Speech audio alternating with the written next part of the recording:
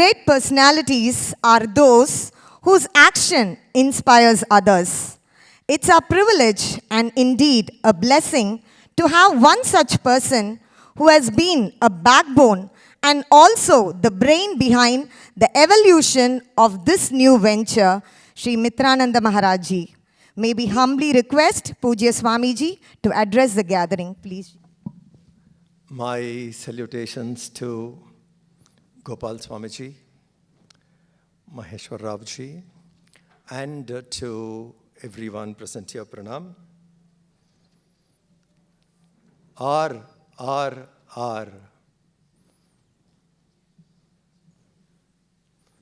What do you mean? R. What do you mean? Radiant, resilient, resurgent Bharat.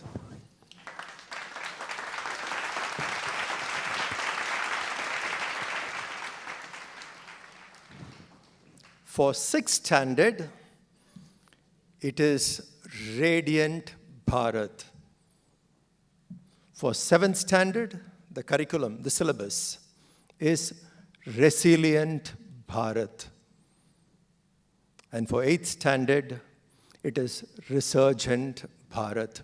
That is the theme of the history which we worked for last 2 years and brought it together. It's really nice, Vidya Bharati, a very illustrious organization who has more than 20,000 schools in Bharat. You can understand the vastness of the educational reach. So this illustrious institution, Vidya Bharati and Chinmaya Mission together, worked hard with the history departments of both the schools, history teachers, English teachers, and a few members of both the organizations, along with the teachers, worked for last 2 years and brought out this book. It's really nice to see the legacy of these two institutes. If we trace back, Swami Chinmayananji and Golwalkar were very good friends, visionaries. They were together. Eknath Ranade and Swami Chinmayananji worked together again. So it's a very old relationship, and we continue it till today. And being the 75th year of India's independence, this is a beautiful project these two institutes are offering to the nation. History rewritten. Now listen to what we have to say. We have heard what you have said all the while, different opinions, etc. So we are sorting it out clearly. One of the most salient features would be that we were being told always that we were conquered. But what about the people who resisted? Resilient. And if we were conquered fully, we should have all been converted by now. So if someone captures something in the day, there was a group of people who got it back in the night. That is Bharat. We worked for it. Enough and more people fought. It's not that we were ruled continuously. So if you capture one province, some other province you lose, someone else takes it over. So we have brought this kind of content. How people beautifully resisted, valorous resistance, and kept us what we are, a living civilization.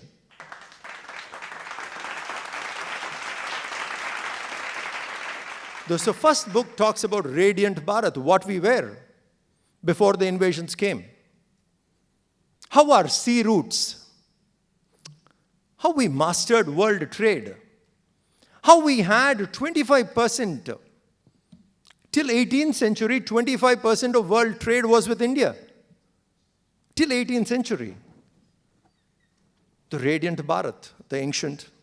Then the Resilient Bharat, the Marathas, the Rajputs, and various other kings, how they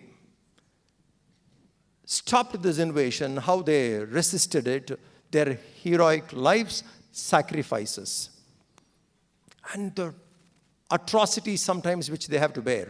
This is highlighted, which we need to know because that's our heritage. And the third one was resurgent. In spite of all that, we have bounced back. And we are moving forward. So this is the idea. R. You understand? Radiant, resilient, resurgent Bharat. I'll just give you one example in the book. In the resurgent Bharat, most of you would have heard this name but may not know details. Vasudev Balwant. Where is he from?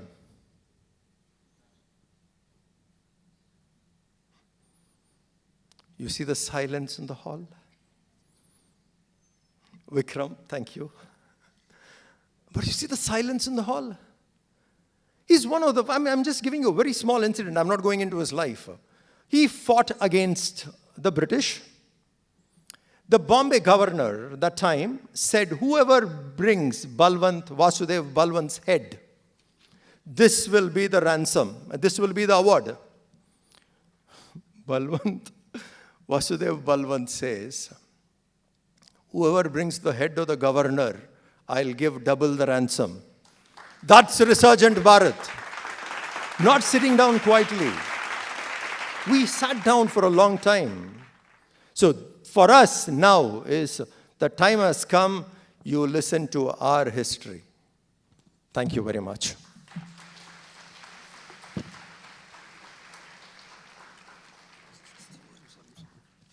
Thank you, Swamiji, for introducing us the 3 R's and for the wonderful introduction.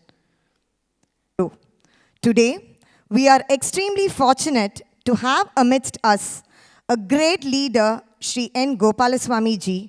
He has served the nation as Chief Election Commissioner of India, a proud recipient of Padma Bhushan in 2015, former officer in Indian Administrative Services in 1966 at Gujarat. He has served for 5 years as a chairman of Kalakshetra between 2014 and 2019. He is currently the president of Vivekananda Educational Society. May we humbly request you, sir, to address the gathering. Please, sir.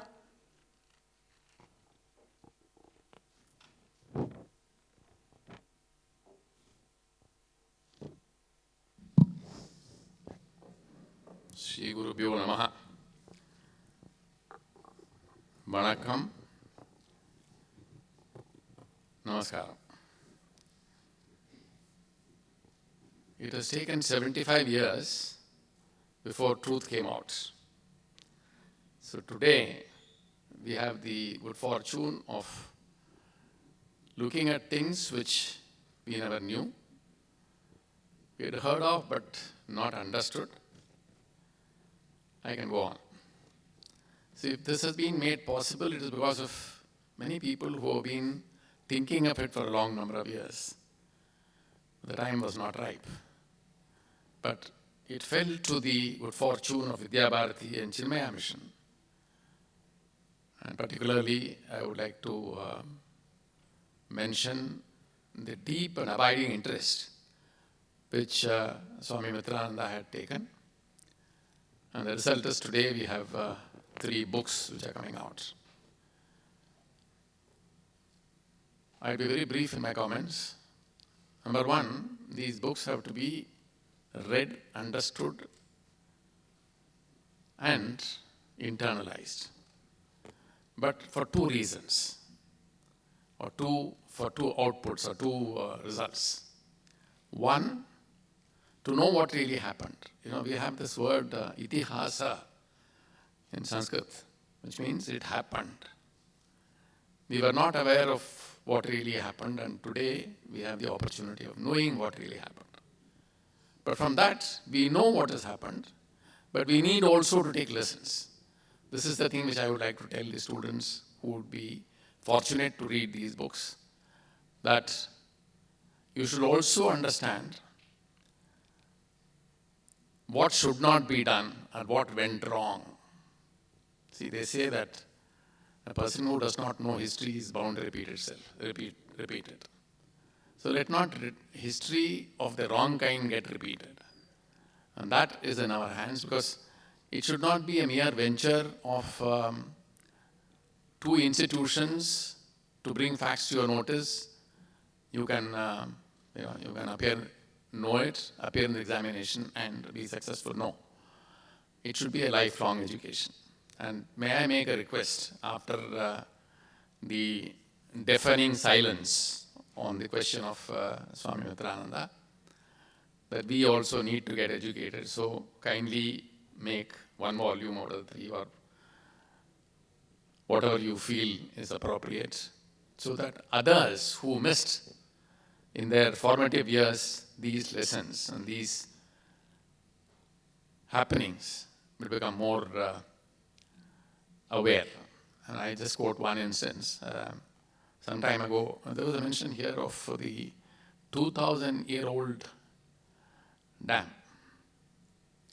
So when somebody made a remark about a dam which was made in some part of the country somewhere about 400 or 500 years ago, or a little more than that, I said the first dam happens to have been made almost 2,000 years ago.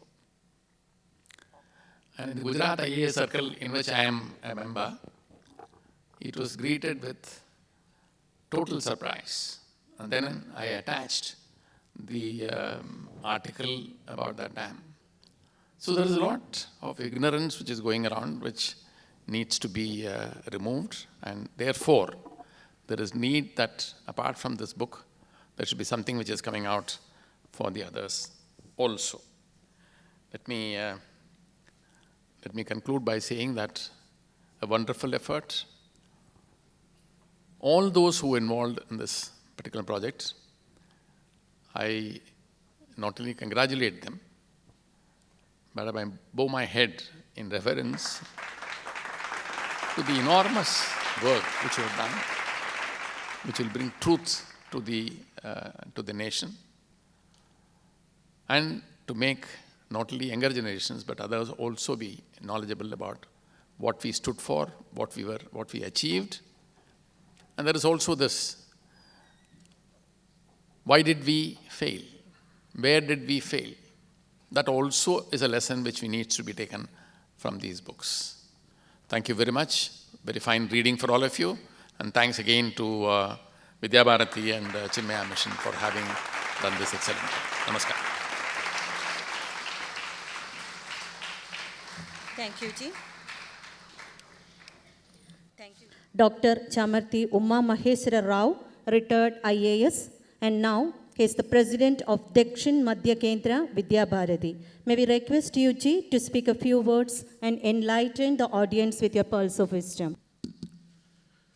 Brahmanandam Paramasukhadam Kevalam Jnanamurtim Dvandvatitam Gaganasadrusham Tattvam Asyadilaksham Ekam Nityam Vimalamachalam Sarvadhi Sakshibhutam Bhavatitam Trigunarahitam Sadgurum Tam Namami.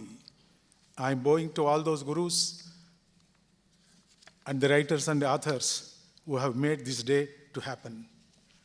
We have just now seen that our saints and Swamis do not disappoint us.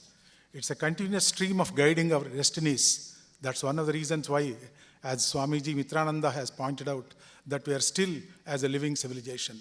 It is the backbone of this country. That's what my firm belief.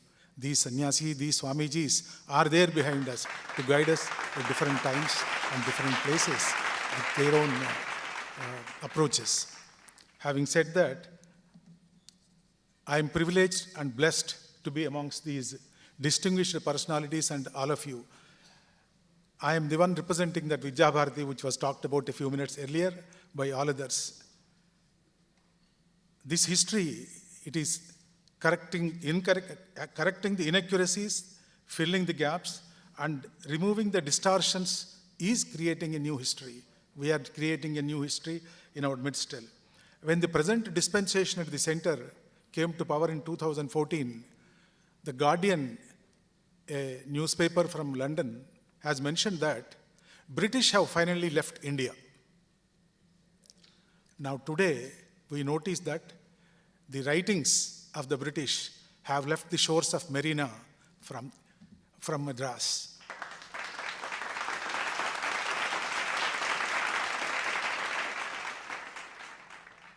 Mao Zedong has changed the script of Mandarin so that the current generation will not know their own history.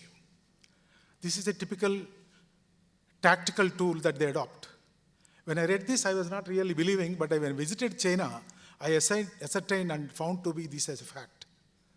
So the current generation do not know what is history, what Mao says is history. Now, that type of tendencies have also happened in this country.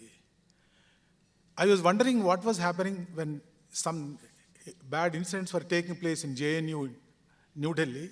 Why JNU? I started digging a little bit.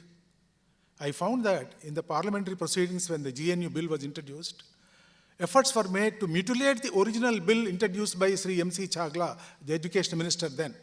Now today, the genesis for the trouble in JNU has to be found in the discussions in the parliament that day. History also leaves behind its blueprint and footprint, both.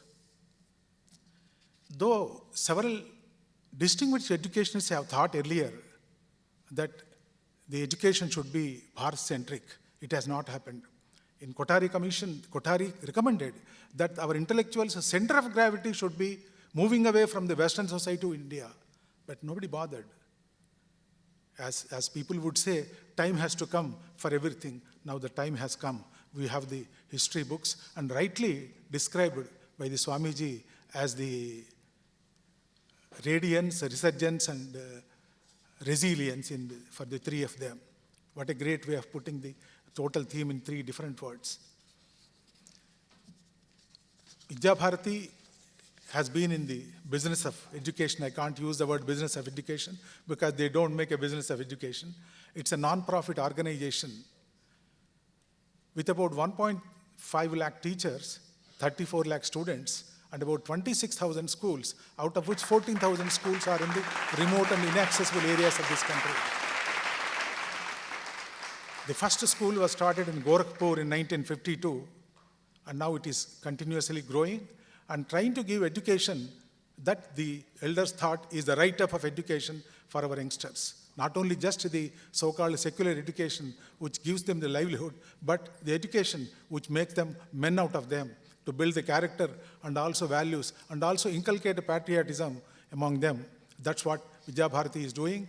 I am happy to be here amidst you as a representative of Vidya Bharati and share the ideas with these dignitaries and also spend a few minutes with all of you with your attention. Thank you so much. Now, the long-awaiting book release.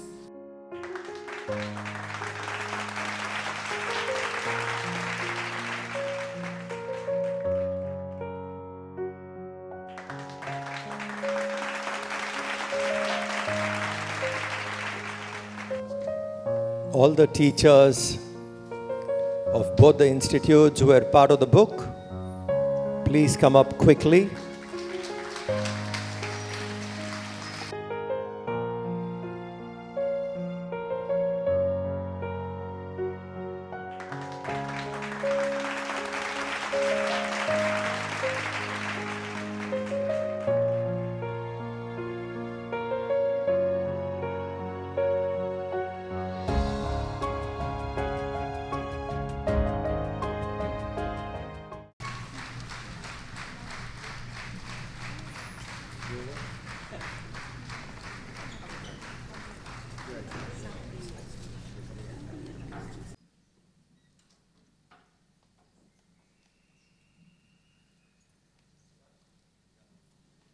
Scholarly team, history teachers, principals from both the institutes. So they worked together and made this happen. But we have to acknowledge 3 people who worked on it day and night from the day till this morning 1 a.m. Okay. And these are the three special people because of which this book has happened. Radha Narayan, Ananta Krishnan, and Sri Ram. Please come forward.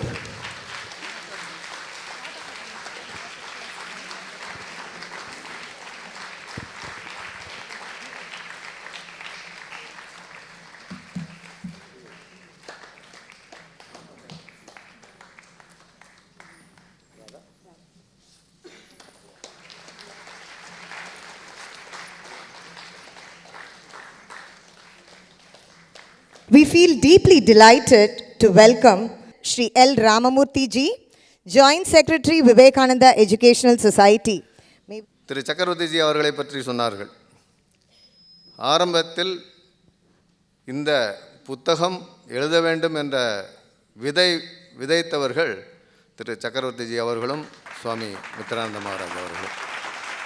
அன்றிலிருந்து இன்று அவரோடு நம்முடன் இல்லாவிட்டாலும் கூட அவருடைய ஆசை அது இன்று நிறைவேறிக் கொண்டிருக்கிறது.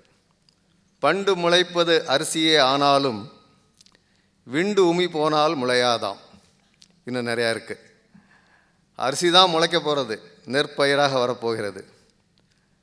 ஆனாலும் அதை சுற்றி இருக்கக்கூடிய தவிடு உமி இல்லாவிட்டால் அந்த அரிசி முளைக்காது. அந்த வகையில் இன்று எடிட்டோரியல் போர்டு நாங்கள் அனைவரும் இருந்தாலும் கூட அதை சுற்றி தவிடாகவும் உமியாகவும் இருந்த அனைத்து ஆசிரியர் பெருமக்கள், அனைத்து மாணவ செல்வங்கள், நம்முடைய அழைப்பை ஏற்று இங்கு வந்திருக்கக்கூடிய டிஏவி குழுமம், பவன்ஸ் வித்யாசிரம் குழுமங்கள், கோல சரஸ்வதி கோலப்பெருமாள், பஞ்சாப் அசோசியேஷன், இதுபோன்று இன்னும் சில கல்வி நிறுவனத்திற்கு இங்கு வருகை தந்திருக்கக்கூடிய அனைத்து நல்ல உள்ளங்களுக்கும் நன்றிகள் பாராட்டி விடைபெறுகிறேன். நன்றி, வணக்கம்.